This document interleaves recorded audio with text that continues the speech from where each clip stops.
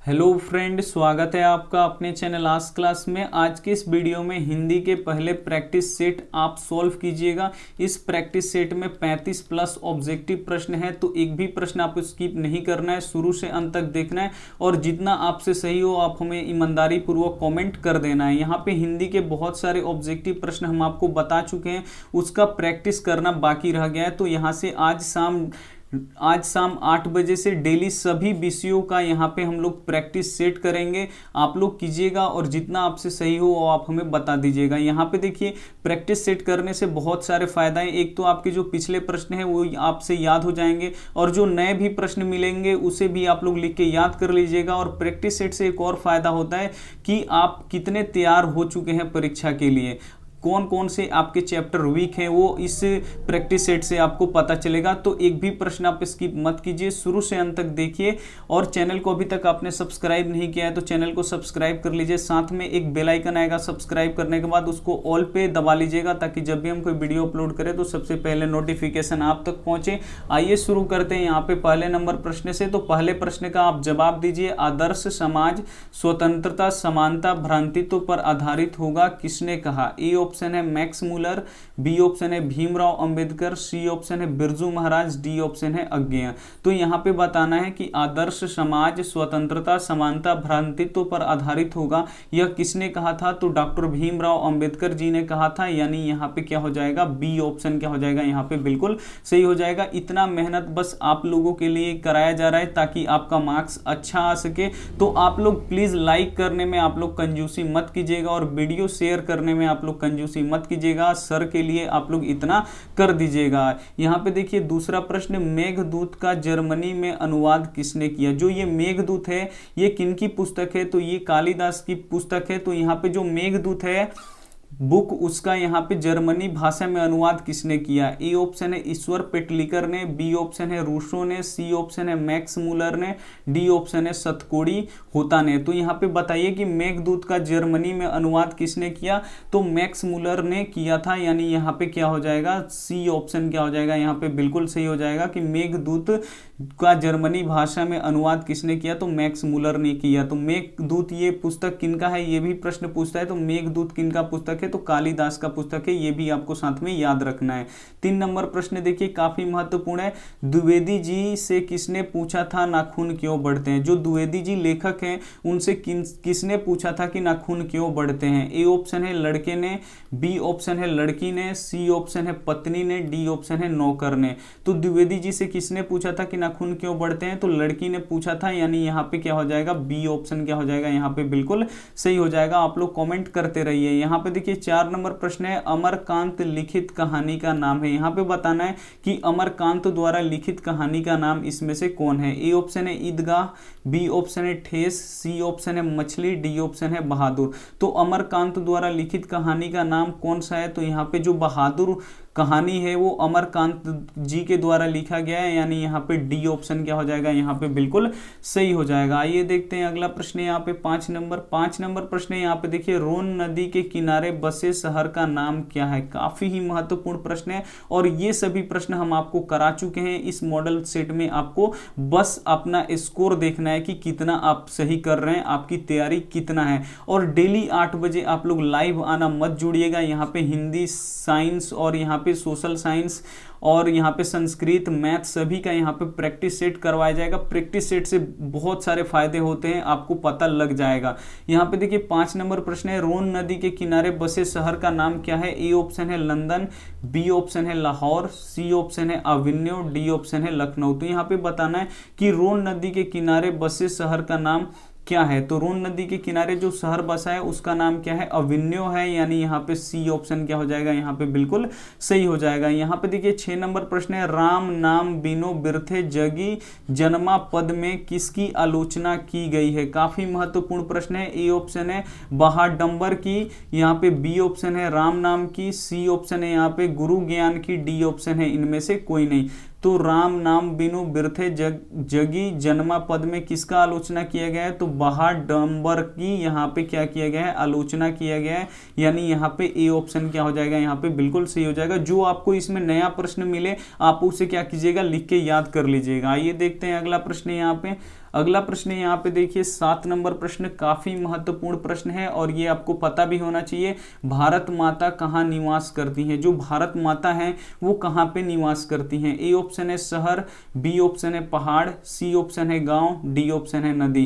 तो यहाँ पे बताना है कि जो भारत माता है वो कहाँ पे निवास करती हैं, यानी कहाँ पे रहती हैं। तो जो भारत माता है वो कहाँ में रहती हैं? गांव में रहती हैं, यानी यहाँ पे सी ऑप्शन क्या हो जाएगा? बिल्कुल सही हो जाएगा। आप लोग अपना स्कोर याद रखिएगा कि हमने कितना सही किया और लास्ट में आप कमेंट करके जरूर बताइएगा। आप कमेंट करते हैं तो बहुत ही अच्छा लगता है और मैं सभी कमेंट का जवाब भी देता हूं। जो अगर कुछ बच्चे पूछते हैं उसका भी जवाब हम देते हैं, हमको जवाब देने में बहुत अच्छा लगता है। आप लोग कमेंट कीजिएगा प्लीज। यहाँ पे देखिए 8 नंबर प्रश्न है, यहाँ पे स्वदेशी शीर्षक पाठ के रचनाकार कौन है? काफी महत्वपूर्ण प्रश्न है कि जो स्वदेशी पाठ है वो किसने लिखा है। यहाँ पे ए ऑप्शन है रामधन, बी ऑप्शन है मालधनी, सी ऑप्शन है श्यामधन, डी ऑप्शन है प्रेमधन। काफी महत्वपूर्ण प्रश्न है कि जो स्वदेशी शीर्षक पाठ है उसके रचनाकार यानी उसके लेखक का नाम यहाँ पे बताना है। तो कौन है वो? प्रेमधन है, यानी यहाँ पे क्या हो जाएगा? यहाँ पे डी ऑप्शन क्या हो जाएगा? यहाँ पे बिल्कुल सही हो जाएगा। ये देखते हैं 9 नंबर प्रश्न है। यहाँ पे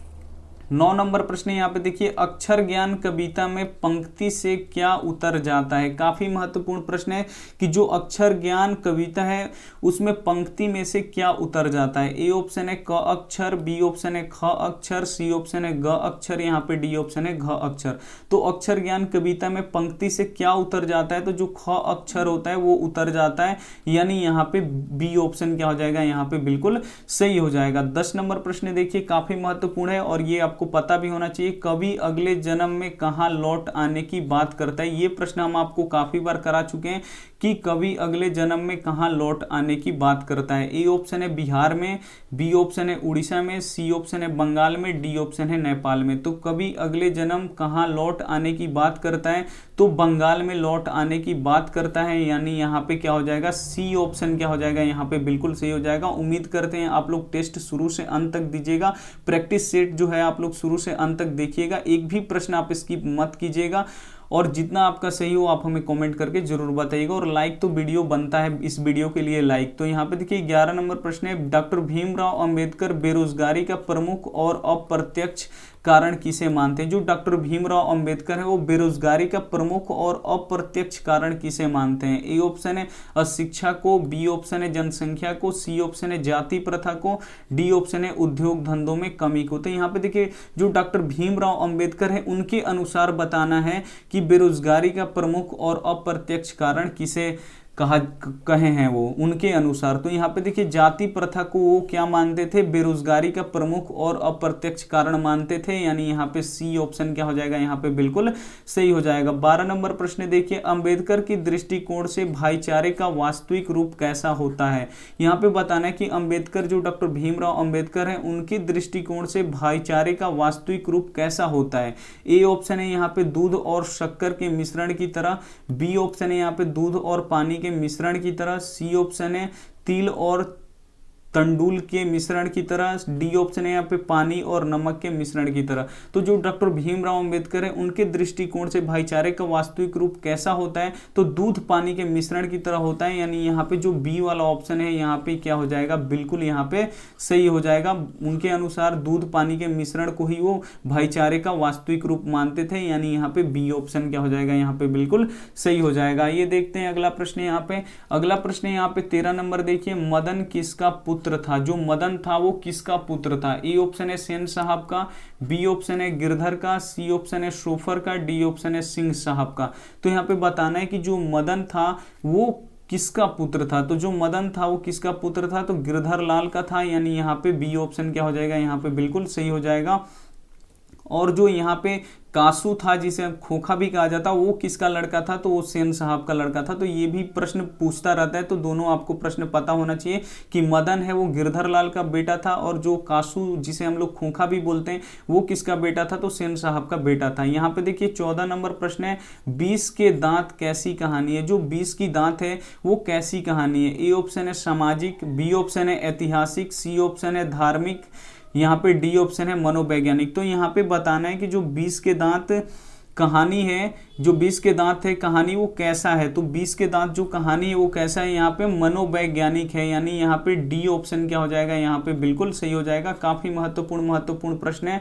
15 नंबर प्रश्न देखिए, प्रयत्न मानव का अर्थ है। यहाँ पे बताना है कि जो प्रयत्न मानव है उसका क्या अर्थ होता है। ए ऑप्शन है लघु मानव, बी ऑप्शन है यहाँ पे महामानव, सी ऑप्शन है प्राचीन मानव, डी ऑप्शन है यहाँ पे निर्धन मानव। तो यहाँ पे बताना है कि प्रयत्न मानव का अर्थ क्या होता है। तो यहाँ पे देखिए जो प्रयत्न मानव का अर्थ क्या होता है, यहाँ पे प्राचीन मानव को ही प्रयत्न मानव बोला जाता है, यानी यहाँ पे सी ऑप्शन क्या हो जाएगा, यहाँ पे बिल्कुल सही हो जाएगा। 16 नंबर प्रश्न यहाँ पे देख लीजिए, हरकस थे, जो हरकस थे वो क्या थे। ए ऑप्शन है वनस्पति वैज्ञानिक, बी ऑप्शन है भूगर्भ शास्त्री, सी ऑप्शन है यहाँ पे बेतमा, यहाँ पे सी ऑप्शन है प्राणी वैज्ञानिक, डी ऑप्शन है यहाँ पे पुरातत्वविद। तो यहाँ पे जो हरकस थे वो क्या थे, जो हरकस थे वो क्या थे, तो हरकस यहाँ पे देखिए वनस्पति वैज्ञानिक थे, यानी यहाँ पे ए ऑप्शन क्या हो जाएगा, यहाँ पे बिल्कुल सही हो जाएगा। यहाँ पे देख लीजिए 17 नंबर प्रश्न, बेतमा कहाँ स्थित है। जो बेतमा है वो कहाँ स्थित है। ए ऑप्शन है इंदौर के पास, बी ऑप्शन है इलाहाबाद के पास, सी ऑप्शन है पुणे के पास, डी ऑप्शन है पटना के पास। तो यहाँ पे देखिए जो बेतमा है वो कहाँ स्थित है, तो बेतमा कहाँ स्थित है, तो इंदौर के पास स्थित है, यानी यहाँ पे ए ऑप्शन क्या हो जाएगा, यहाँ पे बिल्कुल सही हो जाएगा। आइए देख लेते हैं अगला प्रश्न। यहाँ पे देखिए अगला प्रश्न यहाँ पे 18 नंबर प्रश्न काफी महत्वपूर्ण है। रिश्तेदार की पत्नी के कितने रुपए खो गए थे। जो लेखक के घर रिश्तेदार आए थे उनकी पत्नी का कितना रुपया खो गया था। ए ऑप्शन है यहाँ पे 11 रुपया, बी ऑप्शन है यहाँ पे 50 रुपया, सी ऑप्शन है यहाँ पे 20 रुपए, यहाँ पे डी ऑप्शन है यहाँ पे 100 रुपए।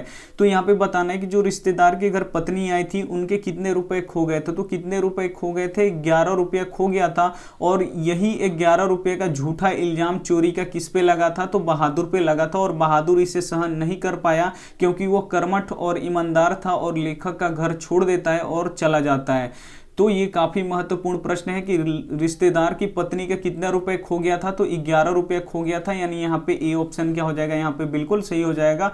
ये भी प्रश्न पूछता है कि बहादुर पर कितने रुपए का चोरी का इल्जाम लगा था, तो 11 रुपए का लगा था। यहाँ पे देखिए 19 नंबर प्रश्न है, शेक्सपियर कौन थे। जो शेक्सपियर थे वो कौन थे। ए ऑप्शन है नाटककार, बी ऑप्शन है कहानीकार, सी ऑप्शन है उपन्यासकार, यहाँ पे डी ऑप्शन है निबंधकार। तो जो शेक्सपियर हैं वो कौन थे, तो शेक्सपियर कौन थे, यहाँ पे देखिए नाटककार थे, यानी यहाँ पे क्या हो जाएगा, ए ऑप्शन क्या हो जाएगा, यहाँ पे बिल्कुल सही हो जाएगा। और किस भाषा के नाटककार थे, तो अंग्रेजी भाषा के ये नाटककार थे। काफी ही महत्वपूर्ण प्रश्न है। आइए देखते हैं अगला प्रश्न यहाँ पे। अगला प्रश्न यहाँ पे देखिए 20 नंबर प्रश्न काफी महत्वपूर्ण है। 20 नंबर प्रश्न है, बिरजू महाराज को संगीत नाटक अकादमी पुरस्कार कब प्राप्त हुआ। यहाँ पे बताना है कि बिरजू महाराज को संगीत नाटक अकादमी पुरस्कार कब प्राप्त हुआ। ए ऑप्शन है 1965, बी ऑप्शन है 1968, सी ऑप्शन है 1970, डी ऑप्शन है 1972। तो यहाँ पे बताना है कि बिरजू महाराज को संगीत नाटक अकादमी पुरस्कार कब प्राप्त हुआ, तो ये 1965 में हुआ, यानी यहाँ पे क्या हो जाएगा, ए ऑप्शन क्या हो जाएगा, यहाँ पे बिल्कुल सही हो जाएगा। यहाँ पे देखिए 21 नंबर प्रश्न है, शहर अब भी संभावना है, यह किनकी कृत है। काफी महत्वपूर्ण प्रश्न है कि शहर अब भी संभावना है, यह कृत किनकी है। ए ऑप्शन है यहाँ पे विमल मित्र, सी ऑप्शन है यहाँ पे उपेंद्र नाथ अशक, यहाँ पे डी ऑप्शन है गिरधर गोपाल, डी ऑप्शन है यहाँ पे अशोक वाजपेयी।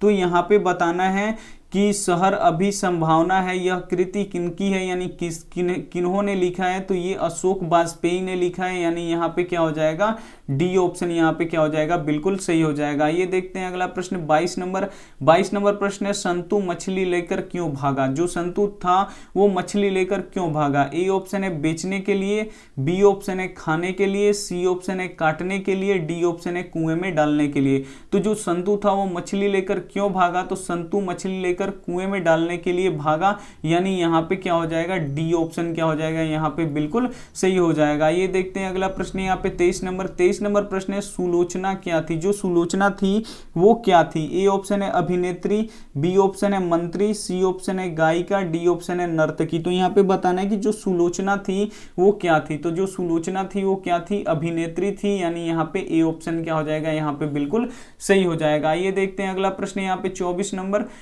नंबर प्रश्न यहाँ पे दिए, देखिए टॉल्स्टॉय कौन थे। जो टॉल्स्टॉय थे वो कौन थे। ए ऑप्शन है रूसी लेखक, बी ऑप्शन है चीनी लेखक, सी ऑप्शन है अंग्रेजी लेखक, डी ऑप्शन है यहाँ पे फ्रेंच लेखक।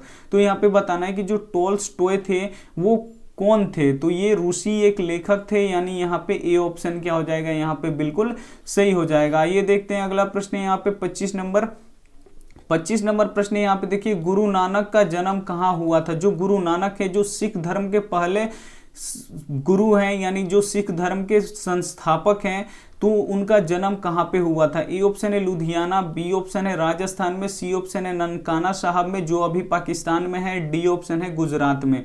तो यहाँ पे देखिए गुरु नानक देव जो सिख धर्म के संस्थापक हैं उनका जन्म कहाँ हुआ था, तो ननकाना साहब में हुआ था। और ये ननकाना साहब आज के डेट में कहाँ पे पड़ता है, तो ये पाकिस्तान में पड़ता है, यानी यहाँ पे सी ऑप्शन क्या हो जाएगा, यहाँ पे बिल्कुल सही हो जाएगा।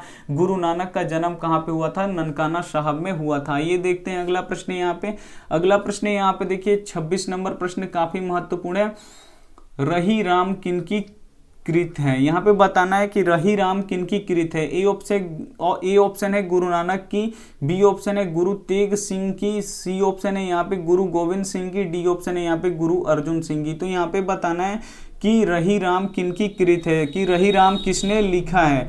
तो यहाँ पे क्या हो जाएगा, सही जवाब यहाँ पे क्या हो जाएगा, गुरु नानक, यानी ए ऑप्शन क्या हो जाएगा, यहाँ पे बिल्कुल सही हो जाएगा। जो रही राम है वो किनकी कृत है, तो गुरु नानक की कृत है। यहाँ पे देखिए 27 नंबर प्रश्न है, किसने कहा था इन मुसलमान हरिजन पै कोटि हिंदू वारिये। ए ऑप्शन है निराला, बी ऑप्शन है भरतेंदु हरिश्चंद्र, सी ऑप्शन है रामविलास शर्मा, डी ऑप्शन है रामचंद्र शुक्ला। तो यहाँ पे बताना है कि किसने कहा था इन मुसलमान हरिजनन पै कोटि हिंदू वारिये, ये किसने कहा था, तो ये भरतेंदु हरिश्चंद्र ने कहा था, यानी यहाँ पे बी ऑप्शन क्या हो जाएगा, यहाँ पे बिल्कुल सही हो जाएगा। ये देखते हैं अगला प्रश्न है। यहाँ पे अगला प्रश्न है मनमानिक में कौन सा अलंकार है। यहाँ पे बताना है कि जो मनमानिक शब्द है उसमें कौन सा अलंकार है। ए ऑप्शन है उपमा, बी ऑप्शन है उत्प्रेक्षा, सी ऑप्शन है रूपक, डी ऑप्शन है सश्लेषक। तो यहाँ पे बताना है कि मनमानिक में जो शब्द है उसमें कौन सा अलंकार है, तो इसमें कौन सा अलंकार है, रूपक, यहाँ पे रूपक अलंकार है, यानी यहाँ पे सी ऑप्शन क्या हो जाएगा, यहाँ पे बिल्कुल सही हो जाएगा। यहाँ पे देखते हैं 29 नंबर प्रश्न है। यहाँ पे प्रेमधन किस युग के कवि थे। जो प्रेमधन थे वो किस युग के कवि थे। ए ऑप्शन है आदिकाल के, बी ऑप्शन है भक्ति काल के, सी ऑप्शन है भरतेंदु युग के, डी ऑप्शन है यहाँ पे छायावादी युग के। तो जो प्रेमधन थे वो किस युग के कवि थे, तो ये भरतेंदु युग के कवि थे, यानी यहाँ पे सी ऑप्शन क्या हो जाएगा, यहाँ पे बिल्कुल सही हो जाएगा। ये देखते हैं अगला प्रश्न यहाँ पे 30 नंबर प्रश्न देखिए, प्रेमधन ने किस समाज की रचना की। काफी महत्वपूर्ण प्रश्न है कि प्रेमधन ने किस समाज की रचना की। ए ऑप्शन है धनी समाज, बी ऑप्शन है कलावंत समाज, सी ऑप्शन है रसिक समाज, डी ऑप्शन है भक्ति समाज। काफी महत्वपूर्ण प्रश्न है कि प्रेमधन ने किस समाज की रचना की। तो प्रेमधन ने यहाँ पे रसिक समाज की रचना की, यानी यहाँ पे क्या हो जाएगा, सी ऑप्शन क्या हो जाएगा, यहाँ पे बिल्कुल सही हो जाएगा। यहाँ पे देखिए 31 नंबर प्रश्न है, प्रेमधन का जन्म कहाँ हुआ था। जो प्रेमधन थे उनका जन्म यहाँ पे बताना है कि कहाँ पे हुआ था। ए ऑप्शन है मिर्जापुर, बी ऑप्शन है लखनऊ, सी ऑप्शन है इलाहाबाद में, डी ऑप्शन है बनारस में। तो काफी महत्वपूर्ण प्रश्न है कि प्रेमधन का जन्म कहां पे हुआ था। तो प्रेमधन का जन्म मिर्जापुर में हुआ था, यानी यहाँ पे ए ऑप्शन क्या हो जाएगा, यहाँ पे बिल्कुल सही हो जाएगा। ये देखते हैं अगला प्रश्न यहाँ पे।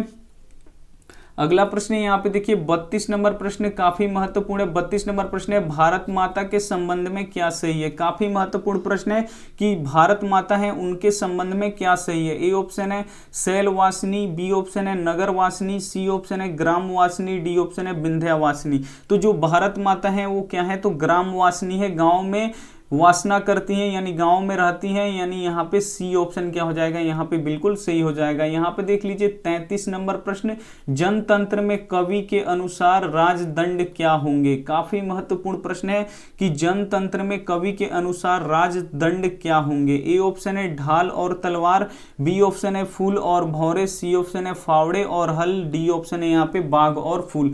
तो यहाँ पे जनतंत्र में कवि के अनुसार राजदंड क्या होंगे, तो फावड़े और यहाँ पे हल होंगे, यानी यहाँ पे क्या हो जाएगा, सी ऑप्शन क्या हो जाएगा, यहाँ पे बिल्कुल सही हो जाएगा। 34 नंबर प्रश्न यहाँ पे देखिए, अज्ञेय के नाम से हिंदी साहित्य के इतिहास में कौन सा वाद जुड़ा हुआ है? ए ऑप्शन है प्रगतिवाद, बी ऑप्शन है छायावाद, सी ऑप्शन है प्रयोगवाद, डी ऑप्शन है हलावाद। तो यहाँ पे बताना है कि अज्ञेय के नाम से हिंदी साहित्य के इतिहास में कौन सा वाद जुड़ा है। तो यहाँ पे राइट आंसर हो जाएगा, यहाँ पे प्रयोगवाद जुड़ा है, यानी यहाँ पे सी ऑप्शन क्या हो जाएगा, यहाँ पे बिल्कुल सही हो जाएगा। यहाँ पे देख लीजिए 35 नंबर प्रश्न, कुंवर नारायण कैसी कवि है, कैसे कवि है? जो कुंवर नारायण है वो कैसे कवि है? ए ऑप्शन है यहाँ पे रहस्यवादी, बी ऑप्शन है छायावादी, सी ऑप्शन है हलावादी, डी ऑप्शन है संवेदनशील। तो जो कुंवर नारायण है वो कैसे कवि हैं? तो कुंवर नारायण संवेदनशील हैं, यानी यहाँ पे संवेदनशील कवि हैं, यानी यहाँ पे ए ऑप्शन क्या हो जाएगा, यहाँ पे बिल्कुल सही हो जाएगा। आइए देखते हैं अगला प्रश्न यहाँ पे 36 नंबर प्रश्न है, वीरेन डगवाल किस विचारधारा के कवि हैं? जो वीरेन डगवाल हैं वो किस विचारधारा के कवि हैं? ए ऑप्शन है यहाँ पे जनवाद, बी ऑप्शन है यहाँ पे रहस्यवाद, सी ऑप्शन है यहाँ पे रीतिवाद, डी ऑप्शन है यहाँ पे सूफी। तो यहाँ पे बताना है कि जो वीरेन डगवाल हैं वो किस विचारधारा के कवि हैं? तो ये जनवाद के विचारधारा के कवि हैं, यानी यहाँ पे ए ऑप्शन क्या हो जाएगा, यहाँ पे बिल्कुल सही हो जाएगा। ये थे सभी हमारे महत्वपूर्ण प्रश्न। ये रहा आपका होमवर्क प्रश्न। आपने 36 टोटल प्रश्न देखे, 36 में से आपने जितना भी सही किया वो आप हमें कॉमेंट करके बताना है। और साथ में जो ये HW प्रश्न है, होमवर्क प्रश्न, सभी वीडियो में दिया जाता है, तो उस होमवर्क का भी प्रश्न हमको चाहिए। और यहाँ पे देखिए जो 36 प्रश्न आपने किए, इसमें से जितना भी आपने सही किया इसका भी जवाब हमें चाहिए। आप कमेंट करते हैं, अच्छा लगता है हमको। यहाँ पे देखिए होमवर्क प्रश्न है कि द्रव्यवाचक संज्ञा का उदाहरण है। यहाँ पे बताना है कि द्रव्यवाचक संज्ञा का इसमें से कौन उदाहरण है। ए ऑप्शन है गाय, बी ऑप्शन है गुच्छा, सी ऑप्शन है तेल, डी ऑप्शन है सर। तो जो भी आपको कमेंट अच्छा लगे यानी सही लगे उसे A-B-C करके मत भेजिएगा, ये अच्छा नहीं लगता है। यहाँ पे पूरा लिखिएगा, गाय या गुच्छा या तेल या शहर, जो भी सही जवाब हो पूरा आप लोग लिख के क्या कर दीजिएगा, भेज दीजिएगा। और डेली एक महत्वपूर्ण बात, डेली शाम 5 बजे भी लाइव क्लास चलता है, उसमें भी आइए। और डेली रात 8 बजे भी यहाँ पे लाइव क्लास चलता है, उसमें भी आप लोग जरूर आइए। डेली रात 8 बजे हम लोग प्रैक्टिस सेट करेंगे और 5 बजे यहाँ पे ऑब्जेक्टिव प्रश्न करेंगे। और सुबह के यहाँ पे 9 बजे आप लोग देखिए 3 क्लास चलेंगे कल से। यहाँ पे सुबह के 9 बजे यहाँ पे डेली सब्जेक्टिव प्रश्न मिलेगा। जिन बच्चों को यहाँ पे सब्जेक्टिव देखना है तो सुबह 9 बजे क्लास जोड़ सकते हैं। 5 बजे क्या होगा, यहाँ पे ऑब्जेक्टिव प्रश्न होगा, सब लाइव होगा। यहाँ पे 8 बजे शाम में क्या होगा, जो पढ़े हैं उसका हम लोग प्रैक्टिस सेट करेंगे। प्रैक्टिस सेट में ये देखिए पीछे का ही प्रश्न नहीं रहेगा, उसमें नया भी प्रश्न रहेगा। तो बहुत ही काफी महत्वपूर्ण होगा ये प्रैक्टिस सेट। अगर वीडियो अच्छी लगी हो तो वीडियो को आप लोग जरूर लाइक कर दीजिए, अपने दोस्तों के पास शेयर इसे जरूर कीजिएगा। ऐसे तीर का निशान होता है उसको दबा के व्हाट्सएप ग्रुप में भी इसे शेयर कीजिएगा। चैनल को अभी तक आपने सब्सक्राइब नहीं किया तो सब्सक्राइब कर लीजिएगा। और साथ में ऐसे एक बेल आइकन आता है उसको ऑल पे दबा लीजिएगा, ताकि जब भी हम कोई वीडियो अपलोड करें तो नोटिफिकेशन आप तक पहुंचे। अगर यही बेल आइकन आप नहीं दबाते हैं तो जब हम लाइव क्लास लेते हैं वो आपके पास नोटिफिकेशन नहीं पहुंच पाता है। थैंक यू फॉर वॉचिंग, मिलते हैं अगली वीडियो में, तब तक अपना ध्यान रखिए और take care, bye and good night.